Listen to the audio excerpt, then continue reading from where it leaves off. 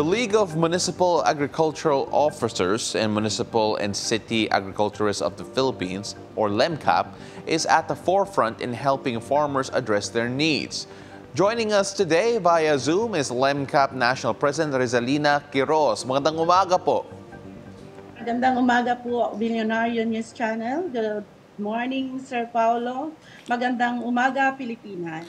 Thank you so much for joining us here po. Unang-una, can you tell us the role of yung mga municipal agricultural officers and municipal and city agriculturists po?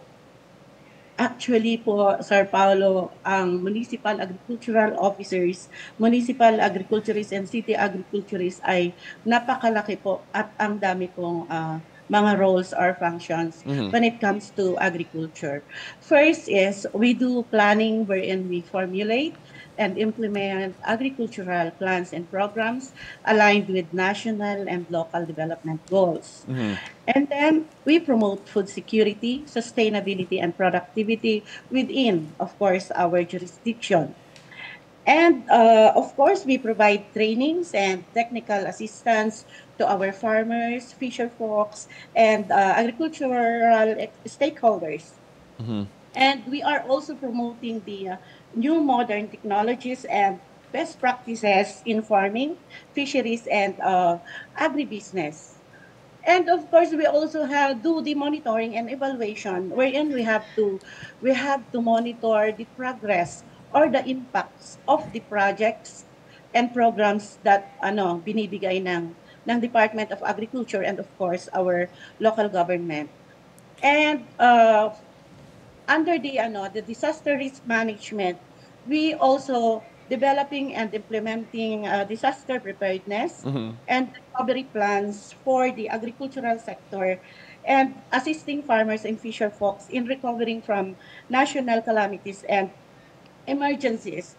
One example of this is the insurance, free insurance of our farmer, crops insurance for our farmers, wherein that is one of the program of the Department of Agriculture through Philippine Crop Insurance na kailangan na mai-insure natin itong mga farmers natin, lalo na ngayon sa dami ng sunod-sunod na calamities, farmers are really kawawa po. Ma'am, would you say that crop insurance is the biggest concern that needs to be addressed at the moment po, yung pinaka-urgent at pressing na concern? Hindi naman po siya pero yun yung hinihingi namin na they have to add additional budget for this program of the Department of Agriculture through PCIC because dito na kasalalay din yung protection ng mga farmers for their crops, livestock and dito yung mga farm machineries po nila. At least dito kahit papaano hindi man lahat maibalik sa mga farmers, but then they have something na pagsisimulan po. Ma'am, let's talk about LEMCAP. What type of assistance does LEMCAP provide the farmers and of course yung mga members po ng LEMCAP? Ang LEMCAP po ay marami po. Ang League of Municipal Agricultural Officers, Municipal and City Agriculturists ay napakadami po. We are the frontliners of all the programs coming from the Department of Agriculture and of course from the LGU. And one of which is we gave capacity building. We have to hone our farmers na alam nila kung ano yung mga bagong teknolohiya, yung mga ano ba yung mga dapat na gawin to improve their production and to improve their income. And of course, we have to find resource linkages for them. Kailangan pong makipag-linkage tayo sa mga private companies o sa mga other agencies na makakatulong for them, lalo na sa mga production po nila. And of course, syempre, sa mga new technologies dito, kailangan din natin yung research and development. And for the ngayon na po, halos sinisimulan na rin natin kasi yung agri-digitalization. So dapat po talaga ma-hone din natin yung mga farmers na mahirap po kasi yung, di ba, they are into traditional form of planting their crops. But now, the Department of Agriculture, syempre, we are already developing unti-unti. So as the municipal agriculturists, in the grassroots na kami po yung naka-hands-on sa mga farmers, we have also to unti-untiin sila na i-focus na maturuan dito sa agri-digitalization, which is something na parang when it comes kasi sa mga labor, Opo. nakakatulong ang malaki. Ma'am, what Opo. would you say is the biggest success story ng LEMCAP po? Actually, sir, I just elected as the national president last 2023 kasi Mhm. nag-pandemic. Hindi po na active yung LEMCAP natin. So when we had our 21st sa 20th convention sa Baguio through the help of the Agricultural Training Institute, na-convene po kaming lahat Mhm. ng regions na mga presidente to had a meeting doon po sa ATI Central, Agricultural Training Institute Central sa Elliptical Road, Quezon City po. Doon po namin na revive ulit itong LEMCAP. And then we did our first 20th National Convention in Baguio last September 2023.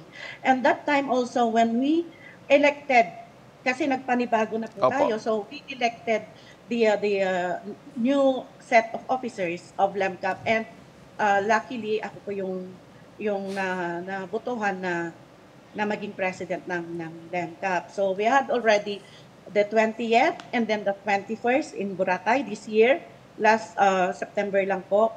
And dito po ay isang malaking plataforma na nagkatipon-tipon na rin kami ng mga municipal agriculturists entire the Philippines.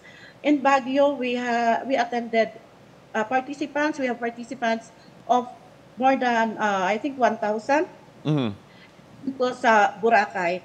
Dito po natin naipakita na dito natin narinig kung ano ba yung talagang mga issues and concerns din ng mga nasa agrikultura sa grassroots po.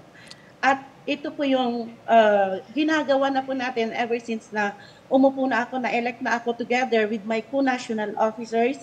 Isinulong po namin yung Magna Carta for AEWs. Nakipag-usap po tayo sa mga congressman, humingi ng support po. But then, talagang ang dami pong proseso, pero hindi pa po kami nawawalan kasi nga dito sa amin sa local government units, ang position ng municipal agriculturist ay hindi po mandatory. Opo. So iyon po yung inilalabi namin na kailangan na maging mandatory position ang municipal agriculturist, where in fact we know that Philippines ay agricultural country. So ang mga municipal agriculturists po, city agriculturists and municipal agricultural officers, sila po yung arm ng Department of Agriculture para po maipababa, ma-implement lahat ng mga programs na ibinibigay natin sa baba. Kung gagawin itong hindi mandatory yung position, who will be with the farmers? Opo. Ms. Quiroz, maraming salamat po. Thank you very much for sharing all of that, but we have to cut you off in the interest of time. For those who want to help out on LEMCAP po, we showed the social media page a while ago to reach out and of course to see that all of their programs. Ma'am, you mentioned you're one of the frontliners for our agriculturists, and good luck in the rest of your work po. Maraming salamat po.